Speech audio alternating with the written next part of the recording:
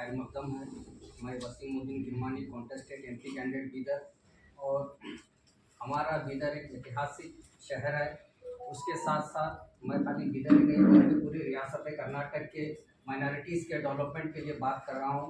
क्योंकि माइनॉरिटीज़ ये जैसा कि हमारे भाई ने बताया कि कहाँ कहाँ पर हमारी गुरुद्वारे हैं, चर्च हैं, मस्जिदें हैं, इबादत गाहें हैं, उनके डेवलपमेंट के लिए आपने बात रखी है, बहुत बेहतर। पहली एक इम्पॉर्टेंट चीज़ ये है कि साहब इल्म ऐसा जेवर है जिससे ज़िंदगी सजती और संवरती है, समाज में सुधार होता है, तरक्की होती है। माइनॉरिटीज़ अक़लियत बिलखुसूस तालीमी मैदान में पिछड़ा हुआ है, चाहे क्रिश्चियन हो, मुसलमान हो, बुद्ध हो, ईसाई हो, सिख हो। हमको तालीम चाहिए बेहतर से बेहतर।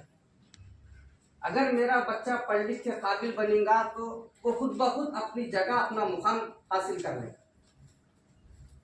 ज़्यादा मशक्क़त करने की ज़रूरत नहीं पड़ेगी। हमको तालीम में मैदान में बेहतर तालीम के वास्ते सिस्टम बनाइए साहब। हमारे जो स्कूल्स है मौलाना अबुल कलाम आज़ाद मॉडल स्कूल्स बने हैं, ये सिर्फ नाम के मॉडल स्कूल हैं। इसके अंदर मेंटेन और मॉडल का मीनिंग क्या है? बच्चों को वॉशरूम जाकर वॉश कर तो सोप नहीं हाथ धोने का। बिल्डिंग का काम रुक चुका है, आधी बिल्डिंग बन गई है, आधी बिल्डिंग को सरकार फंड नहीं दे रही।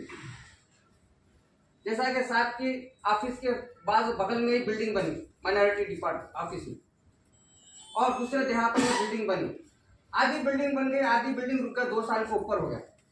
वो धूप से सर्दी से वो इमारत बोसीदा हो रही है, उसको प्लास्टर नहीं हो रहा, उसको खिड़कियां ना बढ़। तो हमको ये बजट होना चाहिए, हमको बेहतर सिस्टम बेहतर सहूलत होना चाहिए हमारे बच्चों की तालीम मिलेंगी तो हम तरक्की करेंगे। हम आपके सामने आके मैं ये बात रख रहा हूँ, इतनी हिम्मत इतनी सलाहियत आई, मैं एजुकेटेड हूँ बोल के मेरे बच्चे भी पढ़ लिख के काबिल बनेंगे। आगे जगह कोई और दूसरा आए तो बात करेंगे सर। पूरे रियासत के अंदर सर मैं खाली बीदर की बात नहीं कर रहा, जहाँ भी और हमारे उर्दू मीडियम माइनॉरिटी स्कूल्स है जो सरकारी स्कूल्स है, वैसे सरकारी स्कूल्स को भी माइनॉरिटी डिपार्टमेंट की तरफ से कुछ फंड देकर, एग्जाम्पल हमारे नूरता तालीम स्कूल को माइनॉरिटी डिपार्टमेंट से आज से 6 साल पहले फंड दिया गया था। एक स्कीम आई थी जो सरकारी स्कूल उर्दू मीडियम है उसको डेवलपमेंट को 20 लाख या 15 लाख फंड दिए थे। वैसा कुछ एक फंड रखो साहब। आज सरकारी स्कूलों की हालत तबाह बर्बादी के आलम पे है। जो सरकारी स्कूल से पढ़ के डॉक्टर इंजीनियर IAS IPS बने थे, वैसे सरकारी स्कूल आज बंद होने की कगार पे है। माइनॉरिटी के जो एरिया है आप स्पेसिफिक इस स्कूल के लिए क्या। और एक दूसरी बात साहब, ये स्कूल्स को हो गए, हमारा माइनॉरिटीज का जो फंड है उसको बढ़ाइए। माइनॉरिटी स्कूल जिससे पहले जब सिद्धारमैया साहब की सरकार थी, बीजेपी सरकार से पहले, बीजेपी की सरकार आने के बाद वो फंड को जो सोना माइनस कर डाला। हमको उससे ज्यादा बेहतर फंड होना। जब हमारे बच्चों को प्राइवेट स्कूल कॉलेजेस में मेडिकल इंजीनियरिंग करने वाले बच्चों को भी लोन मिलता था, बीजेपी सरकार के बाद वो कम हुआ। फिर ये सरकार ने सिर्फ सरकारी सीट जो बच्चों को मिलती है मेडिकल में इंजीनियरिंग में, उसी बच्चे को लोन मिल रहा है। तो माँ बाप भी दूसरे बच्चे भी अपलिफ्ट होना ना। हम माइनॉरिटी है, हमारे पास उतना फाइनेंशियली स्ट्रांग नहीं है कि हमारे बच्चों को प्राइवेट सीट देकर डॉक्टर बनाए। कई बच्चे जो सुना ऐसा, हमको फंड ज्यादा होना ना, हमको माइनॉरिटी का फंड होना। मुद्दा यही है कि हमारा बजट ज्यादा होना, और हमारे को जो माइनॉरिटी से टैक्सी गुड्स कार मिलती थी पहले उसका टारगेट ज्यादा था, आज जो सुना उसका टारगेट कम है। तो टारगेट भी होना चाहिए। ऐसा है, आप बात कर लो जी। लेट अस टॉक स्पेसिफिक एक तरफ से शुरू के जो समस्याएं हैं जिससे हमें आपने इन्होंने जमीन की समस्या की जी, आपने पैसे की समस्या कही, एजुकेशन जी।